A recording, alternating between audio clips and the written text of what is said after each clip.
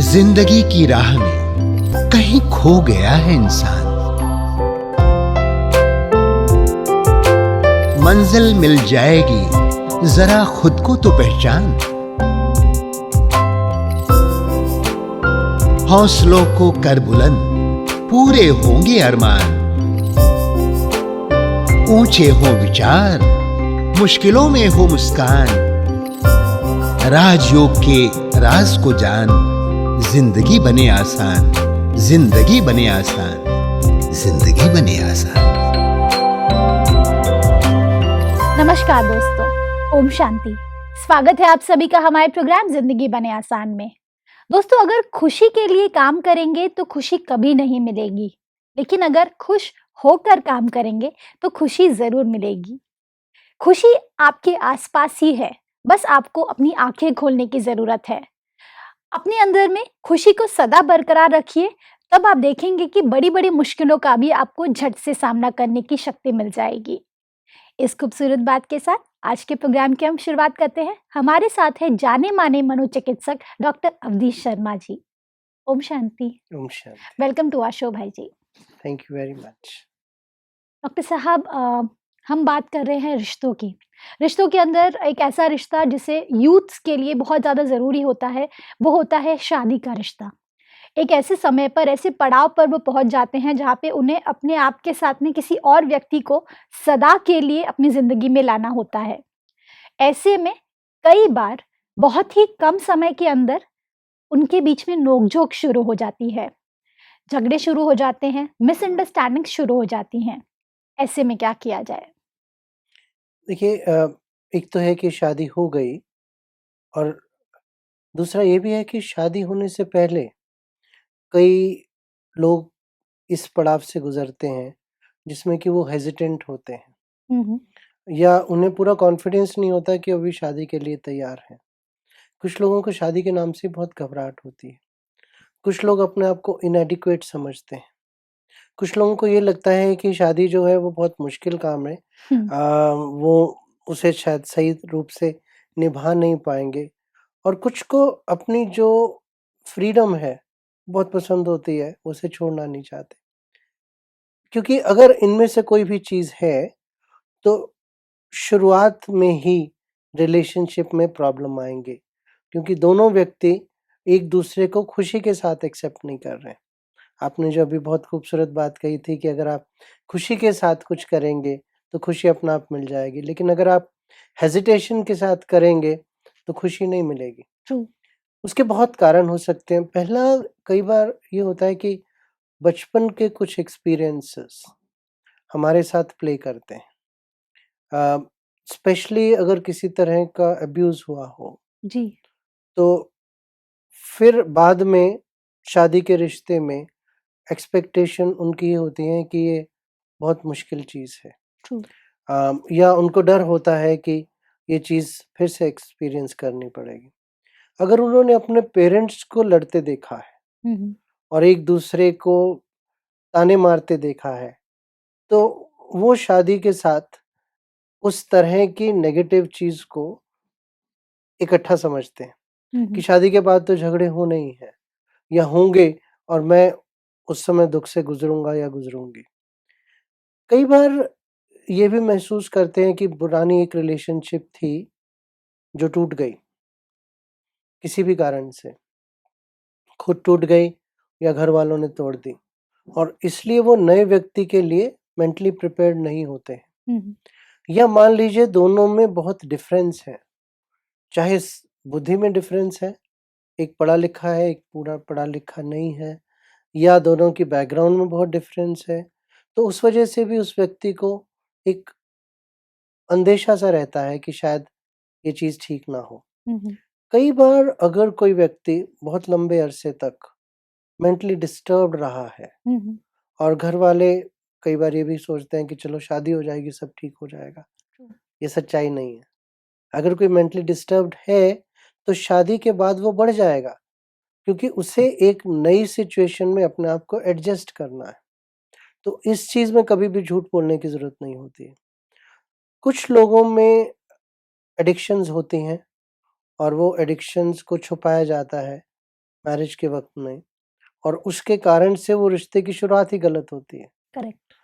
जो एक्सपेक्टेशन है वो एक्सपेक्टेशन दूसरे व्यक्ति के लिए तो पूरी हुई नहीं, तो वहाँ से ही प्रॉब्लम्स शुरू हो जाती हैं।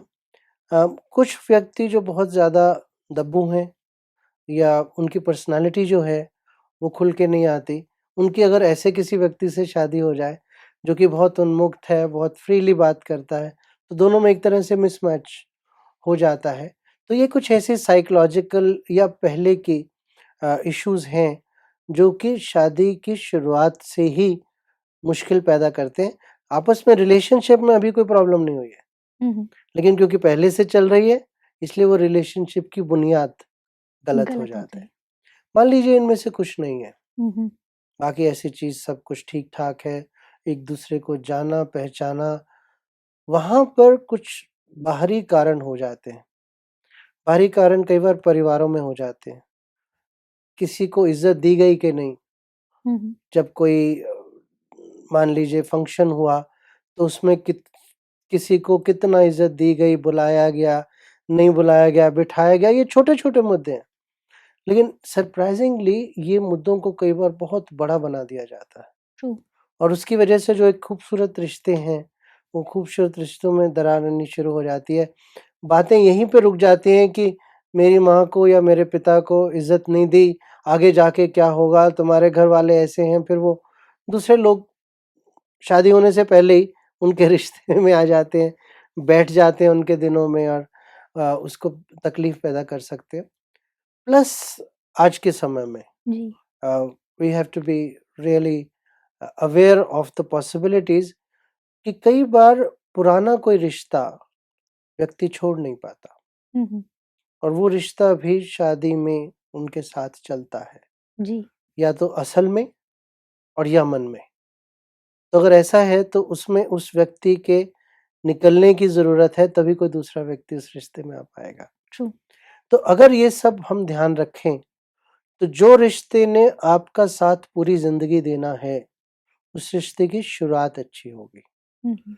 और शुरुआत अच्छी होने का मतलब ये है कि एक दूसरे को समझने की शुरुआत होगी।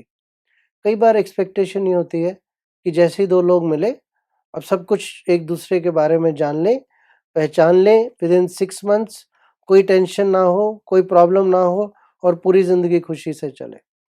ऐसा होता नहीं है, ये सिर्फ़ किस्से कहानियों में होता है। एक दूसरे को समझने के लिए समय चाहिए। एक दूसरे के साथ रिश्ता बनाने में कई फैक्टर्स हैं, विश्वास है, एक दूसरे की बात को समझना है, दूसरे को इज़्ज़त देनी है, अपने बारे में थोड़ा-सा खुलना है, अ, दूसरे को मदद देनी है, दूसरे की आकांक्षाओं को आगे रखना है, उसको बाहर वालों के सामने इम्पोर्टेंट महसूस कराना है, और उसे ये लगना चाहिए कि वो, ख़ास तौर पे अगर लड़की घर छोड़ के आती है हमारे समाज में, तो उसे ये भी अपना घर लगना चाहिए। उसे ऐसा नहीं लगना चाहिए कि वो किसी नई जगह पे आ गया है जिसमें उसका अस्तित्व नहीं है। तो वो सब चीज़ें अगर हम करके दे सकते हैं, प्लस अगर लड़का खुद ये महसूस करवा सकता है लड़की को, और उसके परिवार वाले भी उसकी मदद कर सकते हैं कि वो यहाँ पे एक इज़्ज़तदार व्यक्ति के रूप में आई है, उस घर का हिस्सा है, चाहे बहुत समय से नहीं है, लेकिन बहुत देर के लिए उसकी एक्सेप्टेंस है। करेक्ट। तो जब ये होता है, तो फिर दोनों तरफ से लेन-देन की जो शुरू हो बात जाती आप है। कह रही थीं, हुँ, हुँ। उसकी शुरुआत होती है, और वहाँ से फिर एक खूबसूरत रिश्ता चालू होता है। डॉक्टर साहब, जब हम बात करते हैं रिश्तों की, कई बार ऐसा देखा गया है कि बात बहुत बड़ी नहीं होती, बात बहुत छोटी-सी होती है, लेकिन धीरे-धीरे वो इतना बड़ा रूप ले लेती है कि हम पूरे के पूरे रिलेशनशिप को ही कड़वा महसूस करने लगते हैं। तो छोटी-छोटी गलतियों को किस तरह से नज़रअंदाज किया जाए, जिससे कोई भी रिश्ता और भी ज़्यादा स्ट्रॉन्ग बन सके? क्योंकि बात होती है छोटी-सी, लेकिन कई बार हम समझ ही नहीं पाते कि कब वो इतनी बड़ी हो जाती है। ऐसे में क्या किया जाए? कोई बात बड़ी या छोटी नहीं होती, अच्छा। सिर्फ़ देखने का नज़रिया होता है। कोई भी जानबूझ के गलती नहीं करता। कुछ चीज़ें हो जाती हैं, घटनाएँ हो जाती हैं, जिनको कुछ लोग गलतियाँ समझते हैं और कुछ लोगों को समझ ही नहीं आता कि इसमें गलत क्या है। हम्म। हर रिश्ते में जब भी कोई झगड़ा होगा, तो जहाँ से वो शुरू हुआ, आप देखेंगे कि वो बहुत छोटी-सी कोई बात होगी। आपकी साड़ी का कलर कैसा है, यहाँ से शुरुआत हो सकती है हम्म, और उसके बाद मैंने क्या कहा, आपने क्या कहा, मैंने उसको किस तरह से कहा, आपने उसको कैसे डिफेंड किया, मैंने पुरानी कोई बात की कि नहीं, मैंने फैमिलीज़ की कोई बात की कि नहीं, यहाँ पे बात मुड़ती जाती है। ट्रू। तो जो बेसिक चीज़ होती है, उसे पता नहीं लगता कि दूसरा व्यक्ति किस रूप से ले रहा। हम्म। और अगर ऐसा हो रहा है बार-बार, तो इसका मतलब दोनों व्यक्तियों के देखने का नज़रिया अलग है। हम्म। तो ये अगर समझ के चलें, तो शायद कहीं न कहीं एक दूसरे से इस चीज़ का संवाद हो सकता है हम्म। कि मेरी ये बातें जो हैं आपको शायद बुरी लगती हैं। शायद इससे पहले कोई आपके एक्सपीरियंसेस रहे होंगे, जिसकी वजह से आप अपने आप को कंफर्टेबल नहीं महसूस करते। तो अब दूसरे व्यक्ति को उस चीज़ से थोड़ा-सा आपके प्रति थ्रेटनिंग नहीं लगेगा। उनको ये लगेगा कि ये मेरी बात समझने की कोशिश कर रहे हैं। अगर कोई बात होती है, तो उसको लंबा ना खींचने दें, पहला सबसे इम्पोर्टेंट ये है। दूसरा, कभी-कभी बैठ के सोचने की भी ज़रूरत होती है कि शायद आपने अनजाने में कोई ऐसी बात कह दी, जो कि दूसरे को बुरी इसलिए लगी क्योंकि उसकी बैकग्राउंड में ये बात हो चुकी है। हम्म। किसी को हमने और ख़ास तौर पे परिवारों में कई बार पर्सनल कमेंट्स बहुत हो जाते हैं, बिल्कुल। क्योंकि हम चाहते हैं कि जो व्यक्ति हमारे साथ रह रहा है, वो व्यक्ति हमारे लिए, समाज के लिए एक तरह का रोल मॉडल रहे हम्म। या उसकी इज़्ज़त हो। लेकिन उस इज़्ज़त को दिलाने के लिए हम उसे अपने प्रकार से बदलना चाहते हैं। ट्रू। तो वो जो छोटी-छोटी बातें होती हैं, वो उस बदलाव का हिस्सा है। हम्म। उस बदलाव का एक बहुत बड़ा रूप कई बार इस तरह से हो जाता है कि कुछ फैमिलीज़ में जैसे ही शादी हुई, उसका नाम बदल दिया जाता है। ट्रू। तो नाम बदलने का जो सिग्निफिकेंस है, वो ये है कि आज से आप एक नई रूप की ज़िंदगी जिएँगे और वो ज़िंदगी हम डिक्टेट करेंगे कि कैसी होगी। कई बार लोग उनको किसी और नाम से पुकारते हैं जो कि उनको अच्छा नहीं लगता, लेकिन उस नाम के साथ हमारा कुछ कशिश होती है। तो ये चीज़ें देखने की ज़रूरत हो जाती है उस समय में कि क्यों उस व्यक्ति को ये बात बुरी लगी, पूछा जा सकता है। या अगर कोई कमेंट बुरा लगा तो कहा जा सकता है कि मेरा ये भाव नहीं था, पर आपको बुरा लगा, शायद इसका कारण कुछ और है, हम्म। भाव कुछ और है, नज़रिया कुछ और है।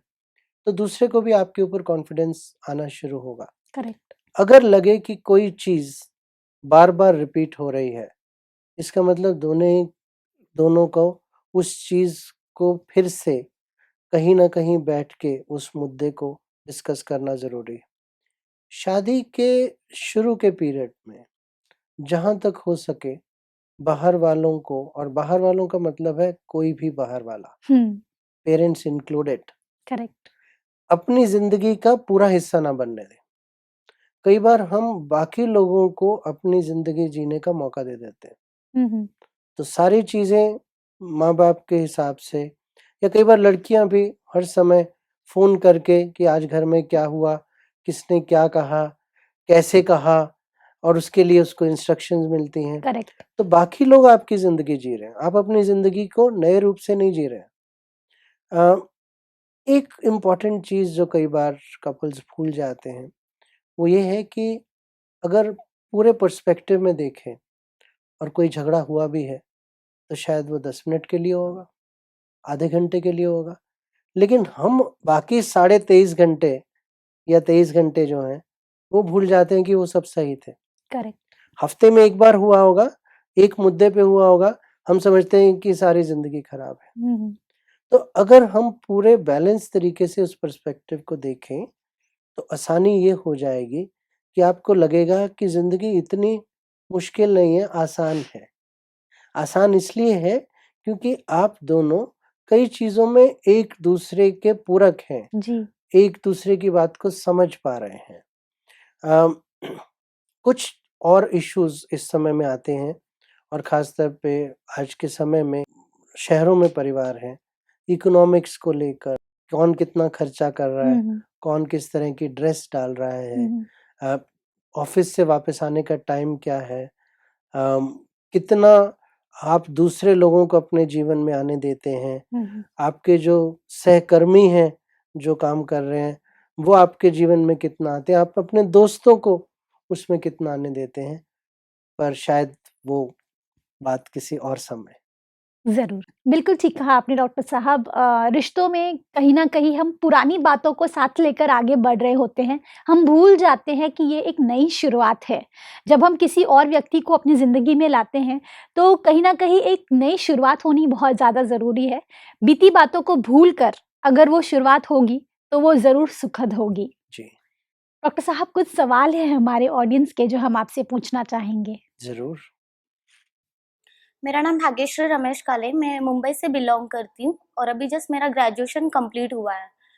बट मेरे मम्मी-पापा जो हैं बोल रहे हैं कि शादी कर लो और यहाँ तक मैं जानती हूँ कि मेरी उम्र की जितनी भी लड़कियाँ हैं, वो सब पहले करियर करना चाहती है, अपने पैरों पे मतलब खड़े होना चाहते हैं, सेटल होना चाहते हैं और फिर शादी करना चाहते हैं। और मेरा भी खुद का यही मतलब डिसीजन है कि मैं पहले करियर करूँगी और फिर उसके बाद शादी करना चाहती हूँ। तो मैं क्या कर सकती हूँ? मेरा नाम प्रमोद विट्ठल जंगम है और मैं मुंबई में भांडुप में रहने वाला हूँ। मैं एक फार्मास्यूटिकल में काम कर रहा हूँ। ओके, सो लास्ट 10 साल से मैं एक फार्मास्यूटिकल में काम कर रहा हूँ। लेकिन अभी पिछले 2-3 साल से जो मेरे ऊपर एक प्रेशर बनते जा रहा है, जो सेल्स और टारगेट का प्रेशर, तो उसकी वजह से मैं ना अपना फैमिली लाइफ और ना प्रोफेशनल लाइफ, सो दोनों मैनेज नहीं हो पा रहा है मेरा। ओके, तो उसकी वजह से ना सेल्स टारगेट हो रहा है, तो सेल्स टारगेट न होने की वजह से जो कंपनी के मैनेजर्स है उनका प्रेशर और बढ़ रहा है और वहाँ पे मेरा प्रोफेशन ठीक नहीं चल रहा है, इसके लिए मेरा फैमिली पे टाइम नहीं दे पा रहा हूँ, तो उसकी वजह से मेरी फैमिली लाइफ भी थोड़ी डिस्टर्ब है। तो आप प्लीज़ मुझे गाइड करेंगे तो इसको मैं कैसे मैनेज करूँ? इनका सवाल कुछ इस प्रकार है कि ये अभी-अभी ग्रेजुएशन इन्होंने ख़त्म किया है और अभी उनके पेरेंट्स कह रहे हैं कि वो शादी कर लें। लेकिन वो खुद ऐसे देख रही है कि आस-पास उनकी जो हम उम्र की लड़कियाँ हैं, वो सभी अपने करियर को सेट करने में लगी हैं। तो ऐसे में ये चाहती हैं कि वो भी करियर सेट करे, लेकिन उनके पेरेंट्स उसे अलाउ नहीं कर रहे हैं, तो क्या करें? और दूसरा ये जो फार्मास्यूटिकल का कंपनी में काम करते हैं, ये इनके ऑफ़िस में बहुत ज़्यादा डेडलाइन्स मीट करने में प्रॉब्लम आ रही है क्योंकि बहुत हेक्टिक शेड्यूल चल रहा है। लेकिन ऐसे में वो अपनी फैमिली के साथ में बैलेंस नहीं रख पा रहे हैं, घर में टाइम भी नहीं दे पा रहे हैं, जिस वजह से उनके रिश्तों में भी खींच-सी आती जा रही है। तो ऐसे में क्या किया जाए? देखिए ये जो अ, शादी का समय है, ये जनरेशन टू जनरेशन एक्चुअली बदलता है। उनके पेरेंट्स अपने समय के हिसाब से सोच रहे हैं कि उनकी शायद एक ख़ास उम्र में शादी हो गई, क्योंकि उस समय ख़ास तौर पे लड़कियाँ प्रोफ़ेशन में उतना नहीं जाती थीं या अगर करती भी थी तो वो सिर्फ़ एक अच्छी बहू के रूप में हुँ, हुँ। उन्होंने पढ़ाई की थी, लेकिन उसको सीरियस करियर बनाने के लिए नहीं की थी। करेक्ट। पिछले 20-25 वर्षों में अ, सही रूप से लड़कियाँ भी चाहती हैं कि वो भी काम करें, क्योंकि काम सिर्फ़ पैसे के लिए नहीं होता, काम से आपको एक आइडेंटिटी भी मिलती है, हुँ, हुँ। आपका एक वजूद बनता है, जो कि इम्पोर्टेंट है।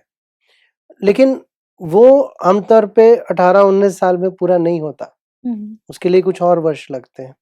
तो इनका सोचना बिल्कुल सही है। पेरेंट्स की एंग्ज़ायटी कई तरह की होती हैं।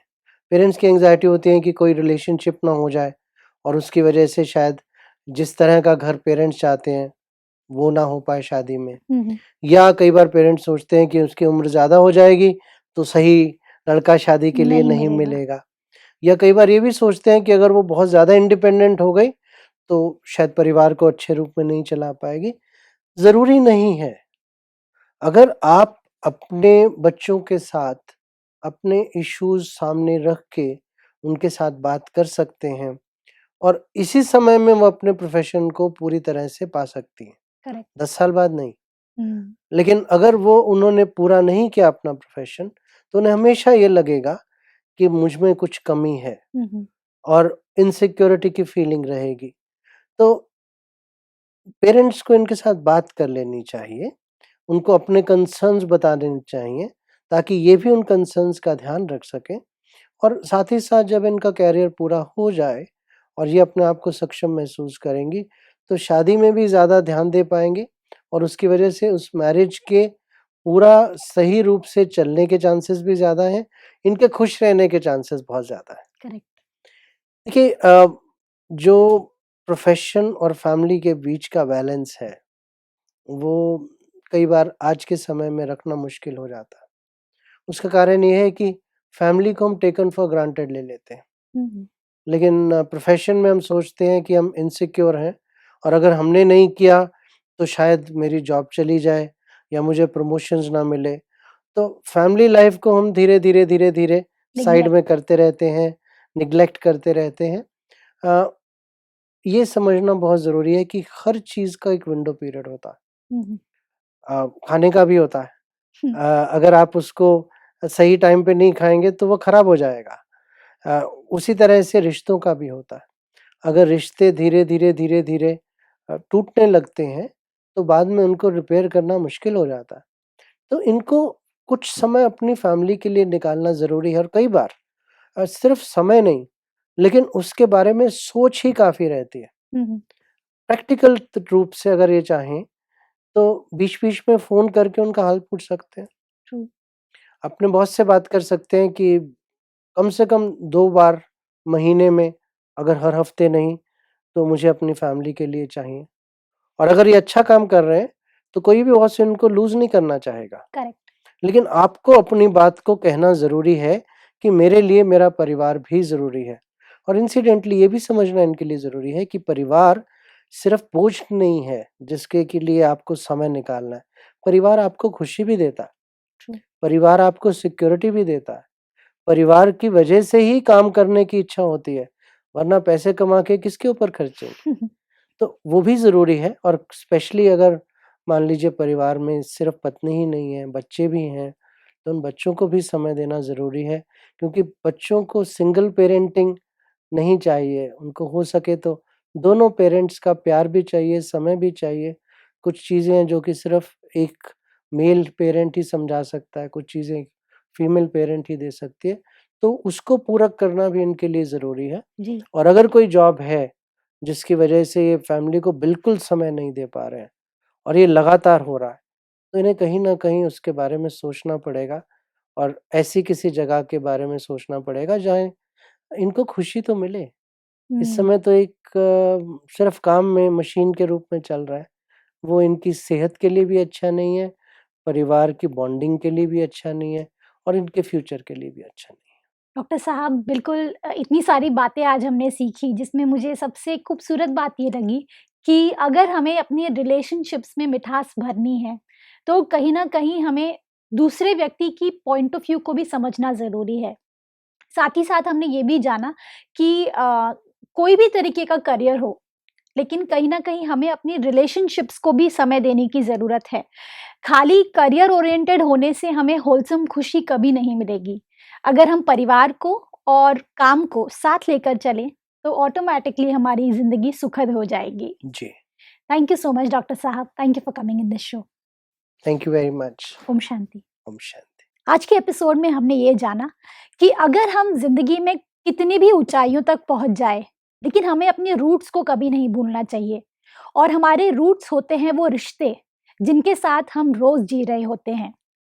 चाहे वो पति-पत्नी का रिश्ता हो, चाहे वो माँ-बेटे का रिश्ता हो या दुनिया में कोई भी रिश्ता हो, रिश्ते बहुत ज़्यादा इम्पोर्टेंट होते हैं। एज़ अ यूथ हमें ये जानने की ज़रूरत है कि हम अपने स्पाउस को कितना समय दे रहे हैं। ज़रूरी नहीं है कि हमें उनके साथ समय बहुत ज़्यादा बिताना है।